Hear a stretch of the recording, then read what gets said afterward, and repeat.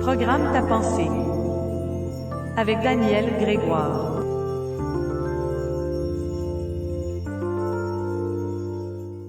Aujourd'hui, je voudrais vous présenter un grand bonhomme, un grand maître de la connaissance du cerveau et de la pensée. Il s'appelle Christian Da Larson. Et je pense qu'une bonne façon de commencer, c'est de vous lire un de ses textes, ou sans doute le texte le plus célèbre, parce qu'il en a écrit énormément, mais celui-là a été choisi par le Club Optimiste comme base de son credo. Alors, ça fait qu'il est plus connu que d'autres. On y va? Promets-toi d'être si fort que rien ne puisse troubler ta paix d'esprit, de parler de santé, de bonheur et de prospérité à chaque personne que tu rencontres, de faire ressentir à tous tes amis qu'il y a quelque chose en eux, de regarder le beau côté de chaque chose et de vivre ton optimisme, de ne penser qu'au meilleur, de ne travailler que pour le meilleur et de n'attendre que le meilleur, d'être aussi enthousiaste pour les succès des autres que tu l'es pour les tiens, d'oublier les erreurs du passé et de te hâter vers les plus grandes réalisations de l'avenir, d'avoir toujours l'air joyeux et de donner un sourire à chaque créature vivante que tu rencontres, de consacrer tellement de temps à t'améliorer que tu n'aies pas de temps pour critiquer les autres, d'être trop grand pour t'inquiéter, trop noble pour te fâcher, trop fort pour craindre et trop heureux pour tolérer le trouble, de penser du bien de toi et de le proclamer au monde, non pas avec de grandes paroles, mais avec de grandes actions, de vivre dans la foi que le monde entier est de ton côté, tant que tu demeures fidèle à ce qu'il y a de meilleur en toi. Dans le balado Programme ta pensée, je raconte avoir découvert cet homme dans le livre Your Forces and How to Use Them, tes forces et comment les utiliser. Et ce texte-là sert d'introduction au premier chapitre du livre. Christian Da Larson rêvait d'une humanité plus évoluée, des humains d'un degré supérieur à tous les points de vue, à cause d'une meilleure utilisation de leurs pensées.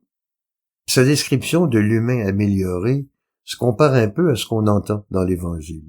Mais il y a deux différences assez importantes.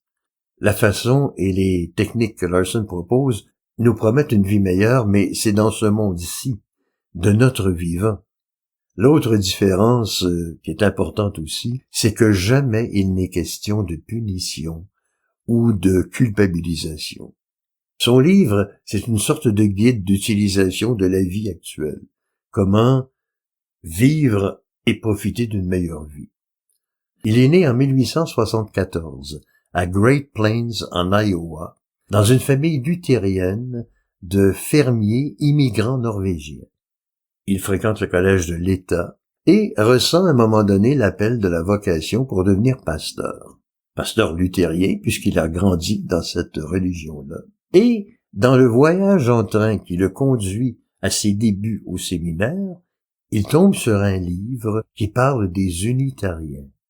Et là, c'est la révélation. Ce livre lui ouvre des horizons, grands horizons tout à fait nouveaux, et il entreprend ses études dans une école théologique unitarienne de Pennsylvanie. Cette approche de la religion, elle se distingue par sa grande ouverture d'esprit. Alors, la liberté de conscience, c'est la base de ce mouvement ou de cette religion, et à partir de certaines valeurs comme l'ouverture, l'inclusion, la tolérance, chacun a la responsabilité de trouver un sens à sa vie. Dès la jeune vingtaine, Larson s'intéresse aux enseignements sur les sciences de l'esprit. En 1898, il déménage à Cincinnati et en 1901, il ouvre le Temple de la pensée nouvelle dans sa résidence et commence la publication de Eternal Progress, un magazine qu'il dit destiné aux hommes et aux femmes qui veulent devenir meilleurs et réaliser davantage. Ce magazine va demeurer durant plusieurs années l'un des plus populaires dans le domaine de la pensée nouvelle. En même temps, il commence une carrière d'auteur, une carrière très prolifique. On le dit très doué pour l'écriture parce qu'il parvient à expliquer dans un langage simple, à la portée de tout le monde, des concepts philosophiques et métaphysiques assez sophistiqués. Il est reconnu très rapidement comme un chef de file de la pensée nouvelle et un enseignant de grand talent.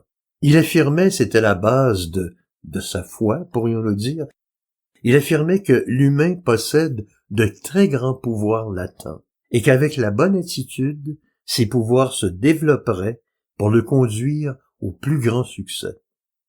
En 1911, il déménage à Los Angeles et se marie en 1918. Il se marie le jour de la Saint-Valentin. Alors c'est quand même un grand romantique. Ils auront 2 enfants, le couple aura 2 enfants, et la famille vivra à Beverly Hills durant plusieurs années. Il a été président honoraire de l'Alliance universelle de la pensée nouvelle et l'un des maîtres à penser de pas mal toutes les grandes vedettes de ce domaine d'activité-là. Les sciences de l'esprit, la pensée nouvelle, la pensée positive. Malgré toute l'importance que plusieurs des grands noms de cette pensée nouvelle-là lui reconnaissent, malgré le fait qu'il soit facile d'avoir accès à ses nombreux livres sur Internet, on trouve très peu sur la personne même de Christian Dale Larson. Quelques paragraphes sur Wikipédia, en anglais, une liste de ses livres, rien en français. Mais c'est quand même un maître très important. Si on prend l'exemple d'un phénomène à la mode comme attitude de gratitude, dont Oprah a presque fait un mantra personnel et qu'elle a fait connaître à travers le monde, c'est dans The Ideal Made Real, c'est-à-dire faire de l'idéal la réalité, écrit en 1909, que Larson décrit la dynamique de l'attitude de gratitude. Voici comment il le fait. L'attitude de gratitude place la totalité de l'esprit dans une relation plus parfaite et plus harmonieuse avec toutes les lois et tous les pouvoirs de la vie. Quand nous exprimons de toute notre âme une reconnaissance pour toutes les personnes et les choses de la vie, nous nous rapprochons de tous les éléments et pouvoirs de la vie. En d'autres mots, nous nous approchons de la source réelle de toutes les bonnes choses de la vie. Un autre exemple, Eckhart Tolle, la vedette du développement personnel, dont Oprah, encore une fois, dit qu'elle garde ses livres sur sa table de chevet, et le New York Times, pour sa part, le décrit comme le plus populaire des auteurs sur la spiritualité aux États-Unis. Tolle présente la notion de conscience du Christ dans son best-seller The Power of Now, le pouvoir du moment présent. C'est en 1910 que Larson expliquait cette dynamique dans son livre Pathway to Roses, c'est-à-dire le chemin ou le sentier des roses. Alors c'est d'un grand visionnaire et d'un grand vulgarisateur dont on parle, et ce autant au niveau psychologique, philosophique que métaphysique. Mais en même temps, il faisait preuve de grand talent au niveau physique et scientifique. Écoutez bien ce qui suit. Dans son fameux livre de 1912, il décrit la plasticité du cerveau, alors que la science ne l'a découverte que 60 ans plus tard. Quand quelqu'un pense qu'il peut réussir ce qu'il désire, son esprit travaille sur les facultés requises. Elles accumulent de plus en plus de nourriture, de vie et d'énergie. Elles deviennent plus grandes, plus fortes et plus efficaces, jusqu'à ce que finalement, elles aient acquis la capacité nécessaire pour réaliser ce que nous voulions accomplir au début. C'est ce que signifie celui qui pense qu'il peut, développe le pouvoir qu'il peut. Il va encore plus loin quand il explique le rôle des neurones miroirs découvertes seulement au début des années 80. Parmi les 86 milliards de neurones, certaines sont appelées neurones miroirs en référence avec leur rôle. C'est une catégorie de neurones, j'ai pas réussi à trouver leur nombre exact, mais ces neurones font que regarder quelqu'un exécuter une action, ou encore visualiser une action, l'imaginer de façon précise, donne le même résultat sur le cerveau qu'accomplir réellement l'action. D'où son nom de miroir. Pas question de catégorie de neurones ou même de neurones chez Larson, mais il décrit de façon exacte le résultat de leur action. Il dit « Le système nerveux ne peut faire la différence entre une expérience réelle et une autre imaginée clairement et en détail. » Alors c'est quand même assez extraordinaire quand on y pense. Il décrit en 1912 ce qu'on a découvert seulement 70 ans plus tard, parce qu'on pouvait à ce moment-là observer le fonctionnement du cerveau en temps réel à l'aide d'une machine de 4,5 tonnes qui coûte 1,5 million et qui produit de l'imagerie par résonance magnétique. Vous vous rappelez de la pub du gars qui disait « J'ai tellement aimé le produit que j'ai acheté la compagnie. » Dans mon cas, j'ai tellement aimé le livre que j'ai décidé de le traduire en français. J'ai lu plusieurs livres de différents auteurs qu'on classe dans la catégorie du développement personnel et vous serez peut-être pas surpris, mais je pense que c'est le meilleur.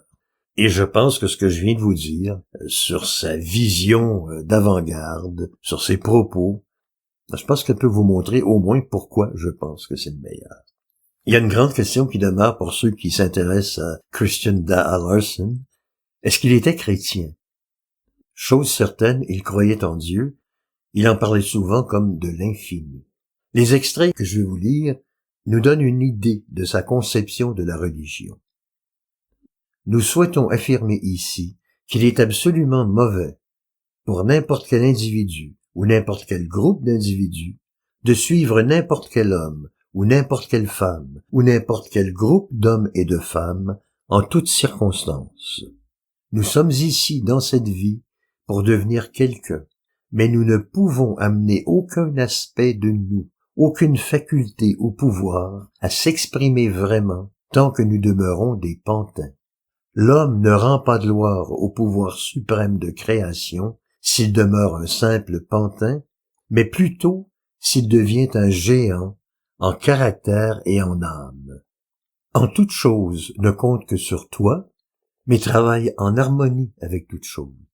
Ne dépend même pas de l'infini, mais apprend à travailler et à vivre en harmonie avec l'infini. Voici une seconde citation encore plus précise.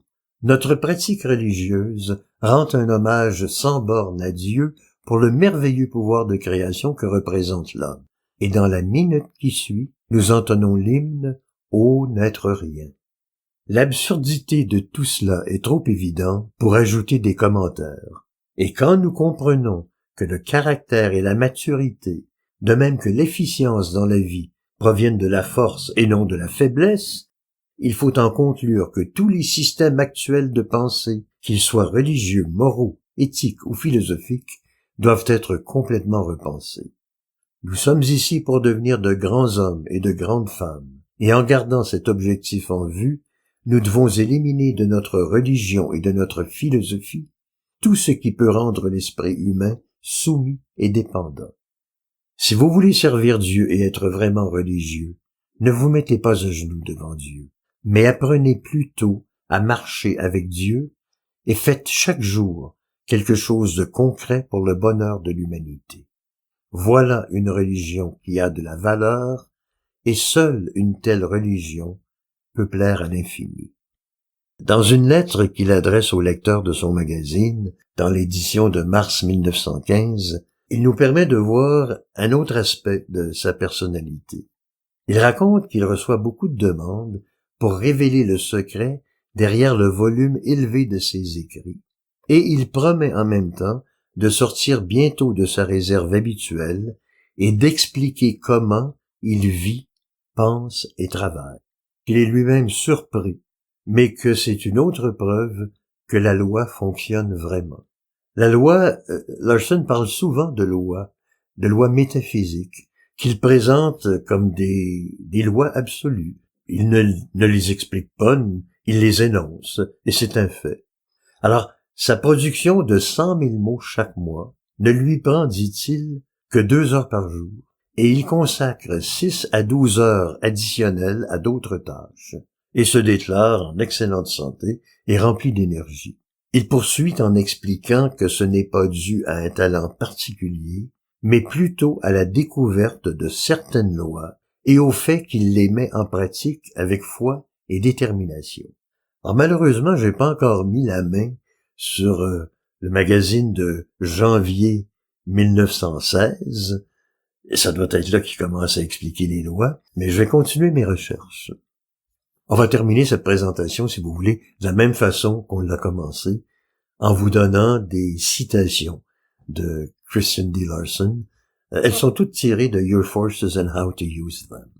Mais une dernière chose avant de commencer, sous l'item balado, que vous pouvez retrouver dans le menu du site debout.québec ou debout.ca, ça mène au même endroit, vous trouverez des informations en annexe sur les différents balados qui sont présentés. Au sujet de ce balado, vous trouverez entre autres le lien vers des numéros de son magazine des années 1900. J'en ai même trouvé un que j'ai acheté sur eBay. C'est l'édition de décembre 1908 de Eternal Progress. Je vous parlais tout à l'heure, je me suis fourvoyé. Je disais que je vais lire le magazine de janvier 1915, mais c'est en mars 1915 qu'il avait publié sa lettre sur le pouvoir des lois sur sa production littéraire. Bon, alors on y va avec des bribes de la pensée du maître. Au sujet de l'attraction, c'est drôle, il dit exactement le contraire du proverbe qu'on connaît bien quand on dit que les contraires s'attirent. Écoutez bien ce qu'il raconte. Rappelons-nous que les semblables s'attirent. Si vous désirez ce qu'il y a de meilleur, devenez meilleur.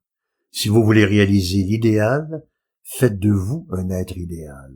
Si vous voulez de meilleurs amis, devenez un meilleur ami. Si vous voulez vous associer à des gens valeureux, devenez une personne valeureuse. En résumé, tout ce que vous voulez, produisez-le d'abord en vous et vous progresserez ensuite directement vers ce qui y correspond dans le monde extérieur.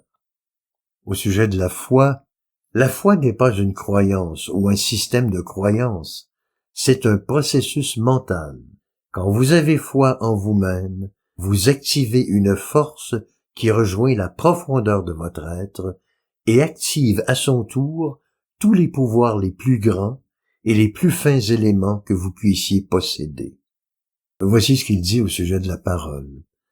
Parler est une science, et quiconque veut promouvoir son bien-être et son avancement doit bien la comprendre et adapter son discours.